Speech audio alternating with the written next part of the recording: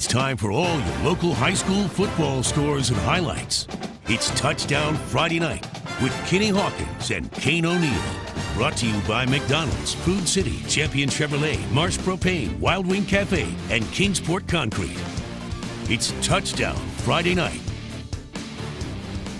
Hello, everybody, and welcome to Touchdown Friday Night, one of the largest high school football shows in Tennessee and Virginia. I'm Kenny Hawkins, along with my tag team partner, Kane O'Neill. Tonight, packed 19 games from Chattanooga to Southwest Virginia. Here to get things started is Kane with our Kingsport Concrete hard hit of the night. That's right, our hit of the night coming from Cloudland. John Googe and Josh Blair teaming up for the double whammy. Googe throws the defender into the runner, and Blair coming in from the side. That'll rattle your helmet. Highlights coming up in just a bit.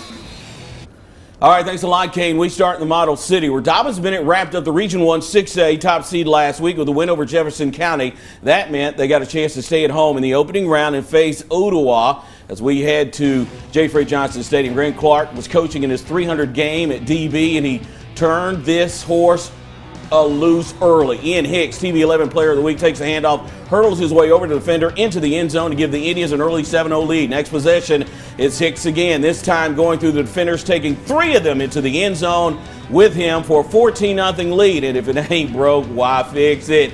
Hicks goes in from 2 yards out for his 3rd touchdown of the first half. Dobbins Bennett led this game 21-0 in the second quarter. Indians would seal the victory in the 4th with Keo Taylor pushes his way in from a yard out. It was 30-7, and that meant a victory dance. A victory dance. Oh, what is that the stanky leg? Is that what he's doing? DB goes on to win tonight 30-7. We came out and we powered the ball. We watched film and knew what they were going to do, and we came out and just ran it down their throats. So we got it done. Our defense, you know, they came in clutch for us. They pretty much shut them out except for that one score, and then offensive line blocked great, and you know, we're going to have a game here next week, second round of playoffs. It couldn't be any better. I never did relax. I'm still twitching a little bit, but, you know, they're a good football team. What a job by our defense to get the turnovers they got. 30-7 first round win, man. That's a great feeling. That's why they call it stanky leg. That's why you got to twitch.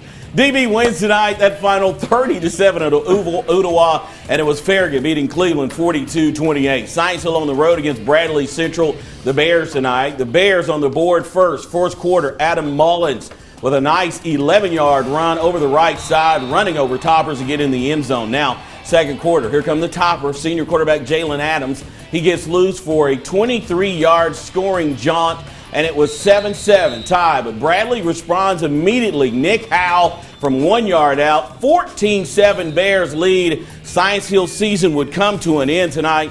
Bradley Central went on to win by the final of 41-34. It was Maryville beating Bearden 28-0. Undefeated Johnson County hosting Northview Academy from Kodak tonight. First quarter, Longhorns driving. Gage Hampton takes a handoff, and the defense thinks they have him at the line of scrimmage, but he was never called down. Are you kidding me?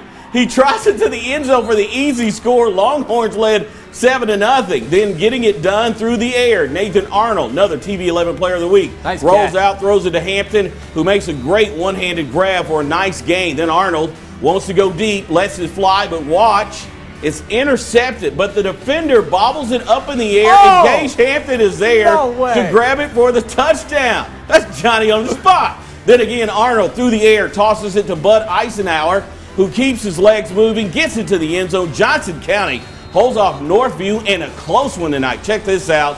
Johnson County wins 21-20, and it was Sevier County over Morristown East by the final of 31-14.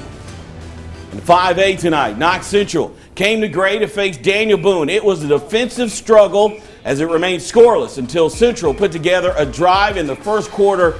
Braden Gaston finds Demetrian Johnson along the sideline for the first down. The drive stalled, but Ian Cummings came on to make it 3-0 Bobcats in the second quarter. Then Noah Shelton then led Boone down the field with runs like this one. That got the Blazers in the red zone twice in the final minutes, but they came away with no points. Johnson makes a nice defensive stop for Central. Boone, unbelievably, as we go to the board, they went on to lose tonight, didn't score a point. That final 16-0. Knox Catholic over Cabell County 59-21. Kane? All right, Greenville at home tonight facing Eastridge in their Class 4A playoff opener. Kenny, this will make your mouth water. No, the boys loaded me up before the game, tailgating. They were good. You know what else was good? Did you bring me anything back? No, I ate them all. Greenville was good. Opening drive, Kate Ballard hitting Cameron Height on the slant over the middle, turning on the burners. 48 yards to the house, extra point. No good, though. Green Devils up 6-0, but that didn't matter. Ballard took over the game, plowing in from a yard out. Greenville up 13-0 after one. Then Ballard faking the handoff and nothing but daylight ahead. 23 yards to the end zone. You know what that is? Ballard. Dilly. Dilly. He would also get another achievement, setting the school's career passing yard record, reaching 5,431 yards. Just a junior. Wow. A whole nother year for that. Greenville cruising tonight, 56-7. Granger falling to Anderson County, 65-40. Class 3A playoff at West Green. Buffalo hosting Kingston, and the Yellow Jackets stung early and often, up 28-0 in the third. Matt Spellman taking the handoff on the fly sweep, cutting back inside, finding a hole up the middle. 15-yard score. Kingston up 35-0. Jackets go back to Spellman in. Same result up the middle, shaking off a few defenders and in for the 35-yard touchdown. Kingston taking a 42-0 lead. And just that kind of night for the Buffalo. Alec Darty's pass off the receiver's hands and intercepted. West Green falls 49-7. Over on the other side of the bracket in Class 3A, a mud bowl for Austin East and Unicoi County. Might need a couple of wash cycles to get out the mud from this one. Unicoi on 4th and 2, going for it and getting more than enough. Owen Nicholson scoops up the ball out of the mud and takes off against the Roadrunners. Meep, Nicholson brought down just shy of the end zone, but that proves extremely costly. Brock Thompson's pitch to Brett Struther falls short, and the Roadrunners are going to land on it. Scoreless with 12 seconds to go in the half. Chris Hunter finds Isaiah Ligon to put the runners on the board. Austin East wins this one tonight, 33-0. Give me another road run. Meep. It didn't help him, though. David Crockett on the road at Halls this evening. Pick it up in the second quarter. Cade Larkins throws a nice pass to Mark Seidler for the first down, but the drive would stall right there, trailing 14-6. Still in the second, Halls. Caden Talent throws a bomb to Hunter Huff for the touchdown. That made it 21-6. Red Devils ending David Crockett's season tonight as they fall 49-21. That's 7 down, but still 12 more to go. But first, here are the Dobbins Bennett Indian cheerleaders to help take us to break. Beep, beep.